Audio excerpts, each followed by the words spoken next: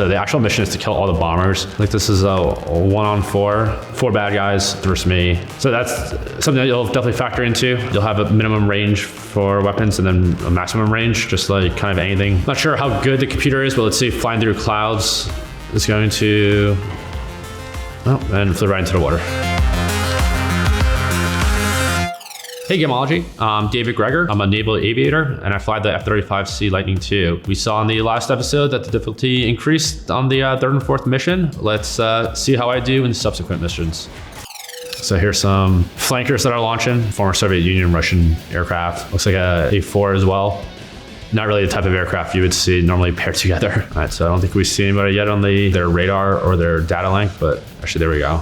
I would assume that all those white symbols are probably just a bogey. The weapons are disabled, which would not allow you to engage unless certain criteria have been met. That would actually be somewhat of a realistic scenario. You'd still be able to get a radar lock on an aircraft and still shoot if you want to, so that probably wouldn't work out too well for you.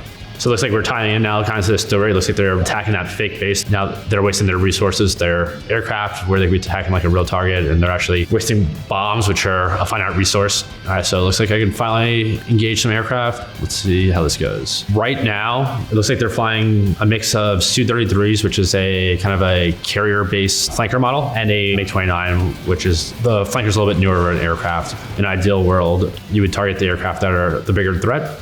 Just like in anything where you rather deal with the bigger problem first. Right now would be to try to take the fighter aircraft, and we got some bombers here, so just switching targets where I'm more worried about the fighters initially, because they're the ones that can damage my aircraft, potentially kill me. If the bombers like reach their target at a certain point, I might shift my focus and start targeting the bombers. I can accept some damage to the aircraft, especially in the video game. And normally if I'm getting it like actively shot at, I'm not gonna be attacking this bomber as I'm on a time limit, and there's other stuff happening because there's other friendly aircraft out there fighting as well. I don't necessarily have the biggest issue cycling back and forth between targets.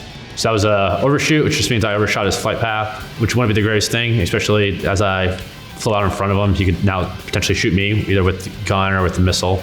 That would destroy the aircraft. He's flying at whatever airspeed he is, but it's a very high closure rate where there's potential where if I'm behind him shooting him, it's not gonna be as critical, most likely if I shoot him as he's flying at me before we merge or we pass each other. There's a high likelihood that's gonna hit the front of the jet, which is also where the pilot's sitting. Actually might be like an instantaneous kill instead of just slightly damaging the aircraft. I don't think it's as big of an issue in this game, but definitely referencing the sun in real life, just as you would if you're trying to look at something that's in the sun. Hard to see, you might lose sight of something. Something that is taken into consideration if you're dogfighting is what's the sun angle at if you're able to maneuver your aircraft in the sky to get in the sun. If the other aircraft can't see you, well, their weapons might be able to. They might not be able to visually pick up sight, unable to cue them, or if the weapons don't actually destroy you or kill you or disable your aircraft, degrade your aircraft's ability to perform. So the actual mission is to kill all the bombers. What we'll worry about is engaging the bombers, and then if we're running into like a self-protection kind of aspect of it, or we're getting shot at, we'll change our focus to the fighters.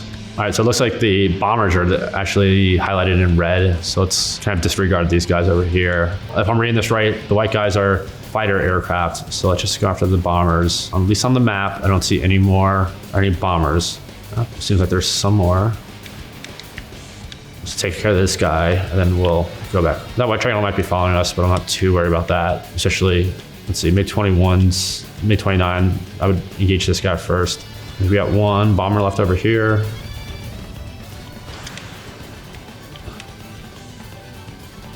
Sweet. Looks like he's chasing me, but let's see if we can outrun him for now. Like this is a 1-on-4, so just 4 bad guys, or in this case 4 fighters versus me. I'm just gonna run away bravely and see what these guys over here are doing.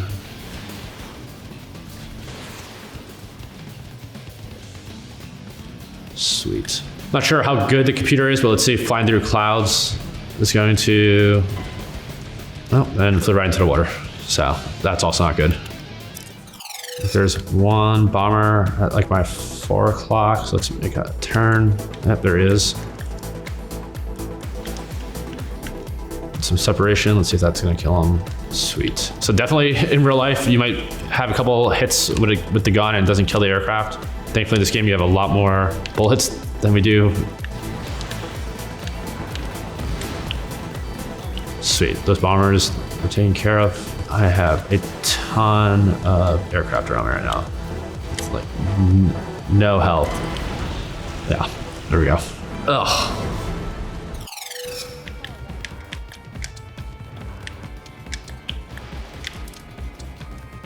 That was a horrible move by him to reverse his turn.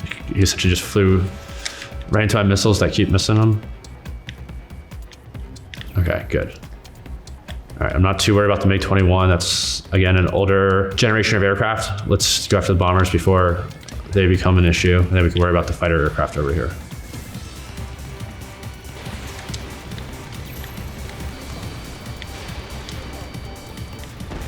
All right, let's take care of the fighters real quick while there's no bombers. Yep, you definitely, if you lose airspeed, you lose the ability to point your nose, depending on what type of mission you're doing. If you're rolling out in like a pure air-to-air loadout, vice something where like in the F-18 or F-35, where it's a multi-role, you can be carrying both air-surface weaponry and air weaponry. So that'll be based on what you expect out there. And you might have aircraft, same type of aircraft, who for that specific mission are executing different roles. Let's just use an F-18, for example. You might have one F-18 that's loaded with air-surface weaponry. It'll still have some air weaponry for self-protection. Honestly, unless if I'm missing it, I'm not really sure if my wingmen are doing anything here, if they're just kind of just flying around as like distractions for these guys. I was way too close of a shot. So that's something that you'll definitely factor into. You'll have a minimum range for weapons and then a maximum range, just like kind of anything. So unfortunately in this game, there's no cue that, hey, I'm too close to shoot. And it does look like if I'm too far away for the gun, I don't get the pipper symbology, the actual pipper. And then if I'm too far away with a missile, it just kind of flashes there, then turns red when it's ready to, or it's within range to shoot. So it looks like if I'm getting shot at in this game, I have one of two options. Either can do my max performance turn, or I guess flares. That's what they're putting out in this game. So it looks like I only have 4 more activations of flares before I run out. Let's just try to maneuver away from the missiles. I think we got 1 bomber to the southeast. I think every time I get a missile warning, I just need to start doing a maximum perform turn, which is not really representative of what I would do in real life to avoid these guys, but I don't really have much ability to take any more damage. I think I'm at like 90%. So let's see if I can kill these guys from far away. Try to shoot down some of these planes close by so I can get a little breathing room. I'm not as worried about saving my missiles right now as just trying to keep evading all these missiles and survive. In real life, as you're doing a lot of, or fighting a lot of aircraft, it's definitely can get as hectic or as confusing. Bomber somewhere over here. Let's see. Is he down low? No, that's a MiG-21. He's to my right. Ah, there we go. I think something's got to change with the strategy here. Not really sure what. What I'll do this time is instead of just shooting 1 missile and then assessing what happens to see if it hits, destroys, or misses, I'm gonna shoot 2 until I start running out of weapons. There we go. Come on, there we go. Yep, the first missile hit him and blew him up, and the second missile kind of just had no target, so it was just a waste, but I'd rather do that right now. Let's find these bombers. We'll get away from these guys. Switch to our long missiles. Feeling a little bit better about how this is going than the previous ones. A viable tactic is if you know you're faster than another aircraft by a significant margin, and they don't have weapons that are long range weapons, you can definitely run away from them. If they're getting shot at, immediately turn away instead of seeing what happens, which isn't the best. I think that was a better strategy this time, was just to shoot as much as possible, even though we only have 2 long range air missiles left. That seems like that worked out a little bit better. In real life, there's definitely considerations to, I only have a finite amount of missiles. I don't have as many missiles as what's depicted in the game. There's also real life considerations to the US inventory of missiles is not infinite as well. So you're not just free-willing, just firing missiles. That's something that might happen in air engagement. If you're BFMing with another aircraft and you run out of weapons, you could potentially get them to fight off on you, waste time on you. They might not know that you don't have weapons. You can also force them, and it's happened before in the Gulf War where they were trying to maneuver away from you and you get a rocks kill, which is kind of you saw where an aircraft flies into the ground and crashes.